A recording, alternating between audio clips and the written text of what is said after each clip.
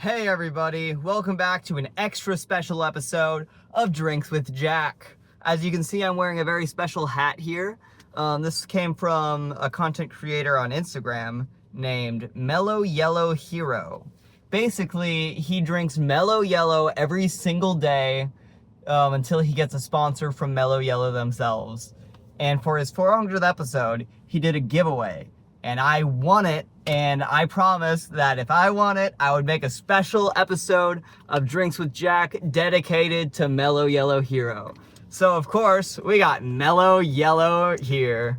So, let's check this out. All right. So, I'm very curious about why it's called Mello Yellow.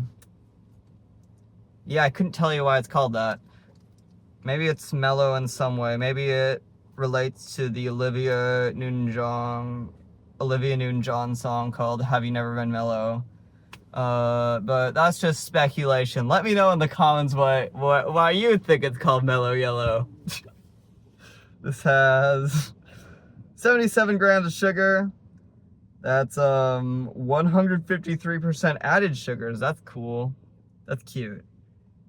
Contains less than 1% juice.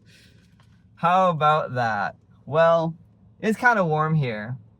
You know, I'm gonna take this hoodie off. I was gonna say it's kind of warm here, so I should probably take a drink. Let's see. Don't explode, don't explode, don't explode. Oh, it might explode.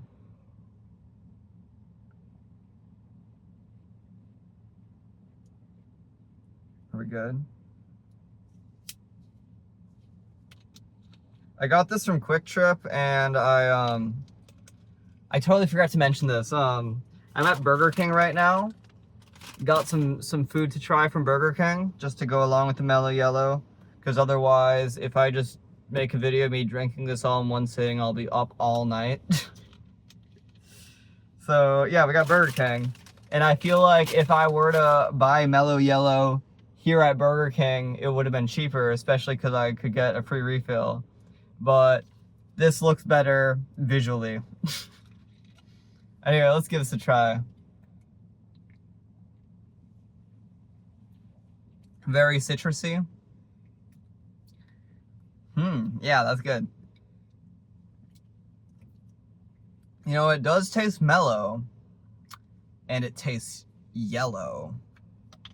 That being said, why is the yellow part on the logo here not yellow? That's weird. Anyway, let's see what we got from BK here. I got some fries that I'm saving for later, but we got Imperial Cheddar Ranch here. I don't know if this is any different from the regular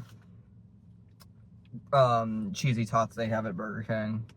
But it's got Star Wars on it, and I like Star Wars. Let's give this a try. Shoot, does that have meat in it?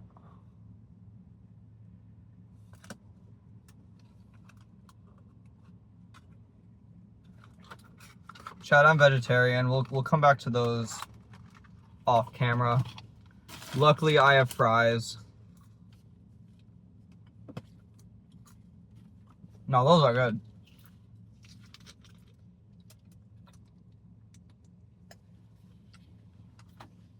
I'm feeling so mellow right now. Just to hear my song. And to let someone else be strong. It's very good.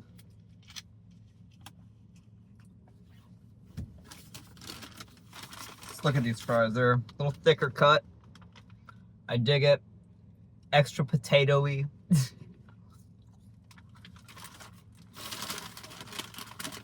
I plan to ranch max today. I got the ranch dipping sauce with the cheddar ranch tots. And, yeah.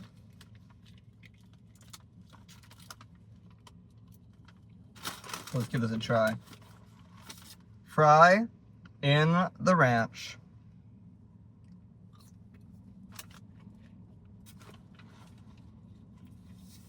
Very good. Let's try another one.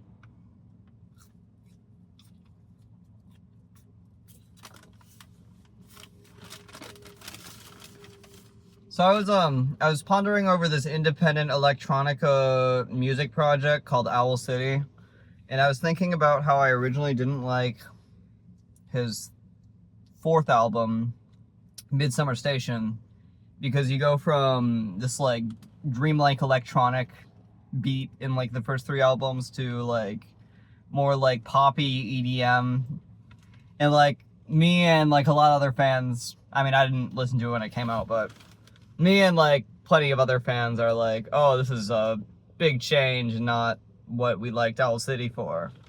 But then I realized that Midsummer Station is totally the type of music I like, because it's very influenced by like European dance music. And a few years ago, I was super into Dance Dance Revolution.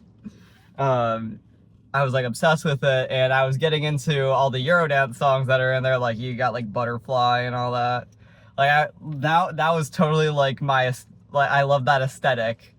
And Midsummer Station has songs that are basically that. Like I feel like there's a lot of like Eurodance songs that are basically just like, what if we took this topic and made it about being in love?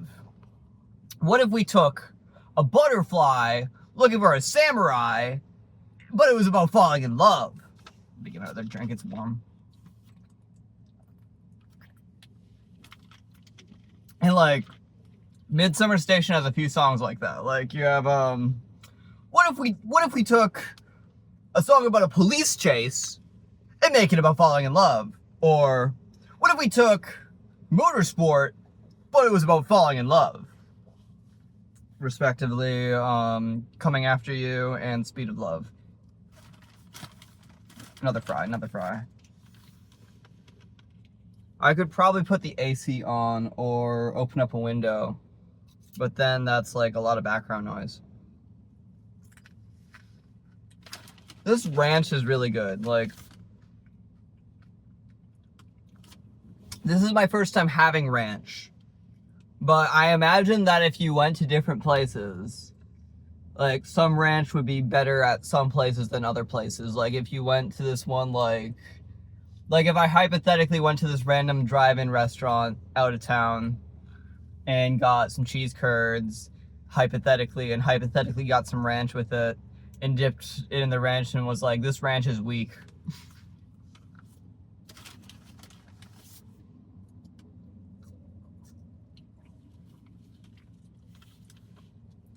But yeah, there's a lot of Owl City stuff that's like and like other Adam Young projects that are influenced by Eurodance music. I remember when I was getting into DDR and like this type of music, I'm like, okay, so like with Christian music, it covers like, you can find Christian music from like pretty much every genre, but I could not find any Christian Eurodance music.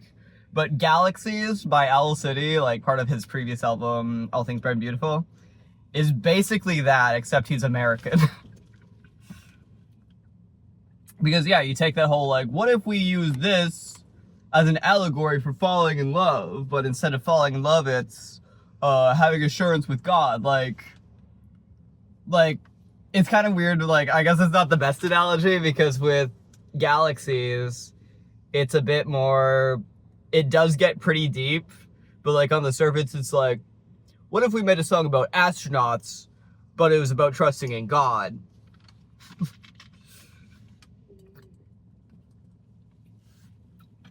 Galaxies is a pretty cool song. I recommend listening to it regardless of faith. I feel like it's a fan favorite by Christians and non-Christians alike, just because it's a fun, exciting song that like, it has a lot of fun with its like wording and all that, like, Darktail the Dragnet, cue the solar eclipse. Very cool, very awesome.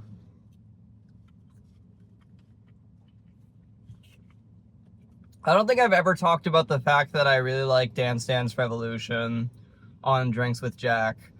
I work at an arcade, and before they remodeled, we had 3 different Dance Dance Revolution cabinets from different eras. We interrupt this episode of Drinks with Jack with an important announcement. I would like to ask all the Dance Dance Revolution fans out there not to dox me. I understand you guys are really good at pinpointing locations of DDR cabinets, but there is a time and a place. This happened to me on Reddit once. We had the first American one, although its sign got stolen, I guess, so it said third mix, but it was the first Dance Dance Revolution, at least in America. And well, just a huge gust of wind went by. I'm glad I don't have these windows open. Then we had DDR Extreme, which is which among fans I think is like seen as the best one, but it's also kind of infamous because this one never released in America, so like you have to use these like bootleg things to get it to work, and it's I think it's legally questionable. I don't know a lot about the legality of it.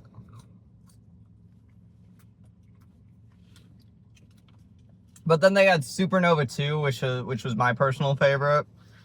I think it was like modernized enough, but like has a lot better song variety than like the Dance Dance Revolution you'd play at like Dave and Buster's. Like I found a lot of like songs I really like just from that game.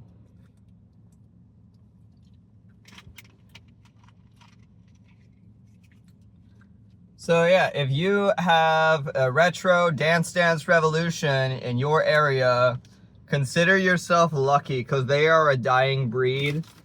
I've seen multiple like 2000s Dance Dance Revolution cabinets break in arcades in my area. So if you got one, cherish that thing. Fry.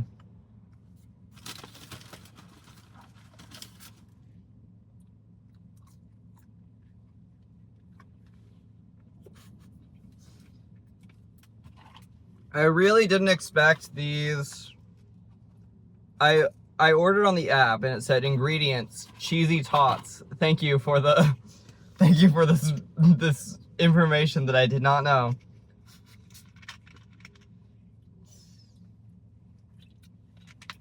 So yeah, this hat that Mellow Yellow Hero gave me. I like the colors on it. Like I like that it's green on the bottom, black on the top, and you got the vintage looking logo. It's pretty cool. I'm glad I can be a Mellow Yellow hero with you. What else I got on my mind?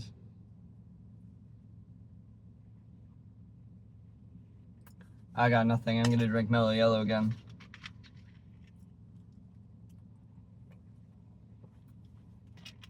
So what are some of my favorite Eurodance songs, as I've just talked about? Well, I really like, I like Butterfly, of course. There's a lot of remixes of Butterfly from I think it's run by one person now. It's by what was originally a group called Smile.dk. DK standing for Denmark, not Donkey Kong. I really like, there's one called Operator. Forgot the artist who did that one, but that's a fun one. There's a arcade that I go to that has, they have like a spiritual successor to Dance Dance Revolution called Step Maniacs. It has a great variety of songs, and I think the announcer is the Disney Channel voice actor. Like the You're Watching Disney Channel guy. I cannot tell you for sure. Fry.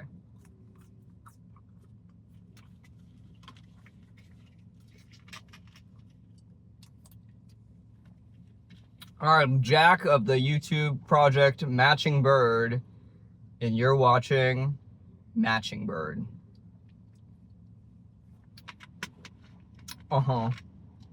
Yep. What other Eurodance songs can I yap about? Are those the only two I like? I swear there's more, I just can't think of any right now. Oh yeah, Smile UK. They released a song that like is very clearly just like inspired by how like Butterfly got popular from Dance Dance Revolution. Like it's just talking about it's just singing about dancing, but it's a revolution. Whoa. Oh yeah, there's another one I like. Also don't know the band. It's called Close Your Eyes. It's very much just a vibe song where it's like, close your eyes, just like words that sound cool, basically. But this is coming from an Owl City fan, so like, I like a lot of songs where they just say words that sound cool. There's this really awful Owl City parody by The Key of Awesome, where like parts of, like, I kind of wish I liked it. Like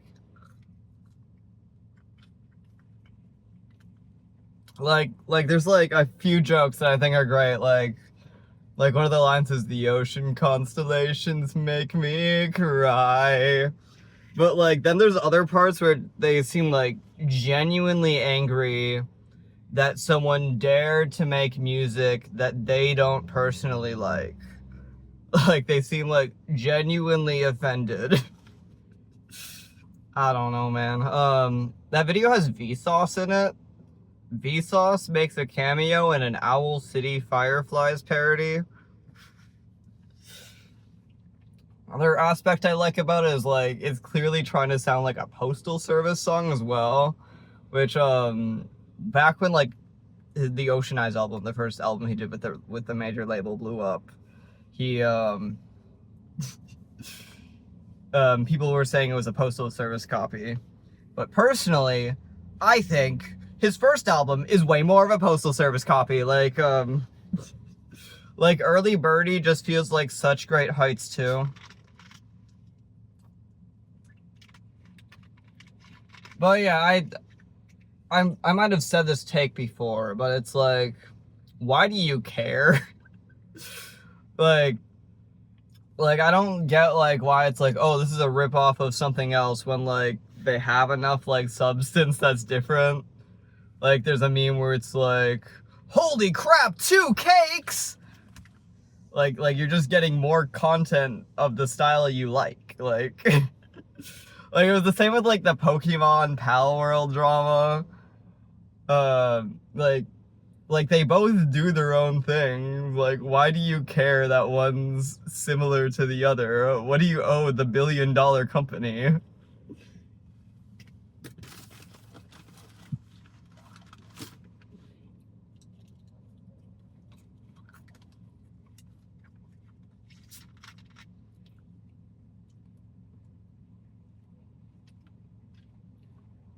Let me know in the comments what Drinks with Jack is a ripoff of.